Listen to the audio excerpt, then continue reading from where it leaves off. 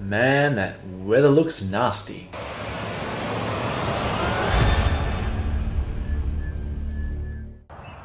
Check out this huge branch that came down the other night.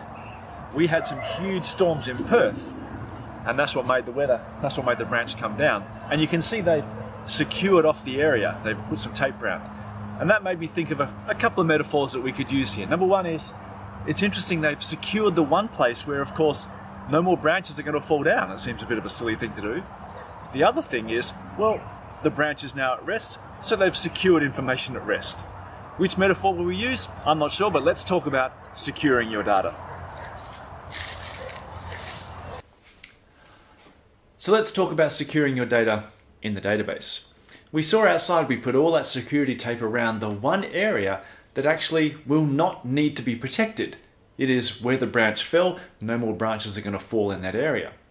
Now, that's a bit similar to securing your production database. Don't get me wrong, I'm not saying you don't need to secure it, but let's not forget that securing the access to your production database might not be your biggest security threat. I've worked at places where you have to tear open an envelope and get out a key card and use that to get credentials, and then they get replaced and all this kind of stuff.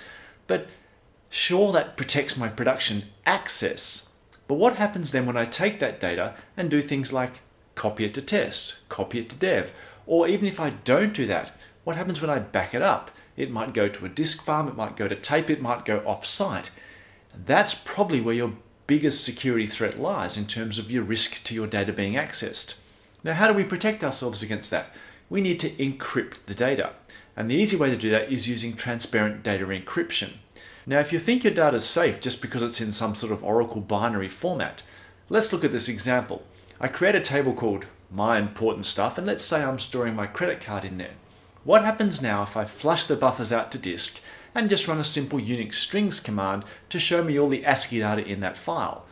There's my data. It's clear as day, ready to be accessed by someone. That's obviously a problem. How do I solve it? By encrypting it. Now, to use transparent data encryption, what I need to do first is set up a wallet and have a secure password for that wallet. Once I've done that, I can actually use transparent data encryption. Now, if you're coming to this late and think, well, how do I encrypt my existing data? It's fairly easy to do. I create my wallet as before, and then I do an alter command to simply convert my data file to being encrypted.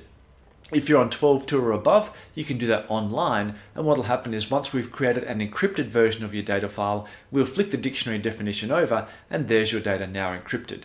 If I try run the strings command again, you can see that my data is no longer visible. So the key message here is, no matter what you do, is make sure you're securing the right data and make sure you secure the data at rest, because then that's the only way you can guarantee that no one's going to be hacking you and taking your data.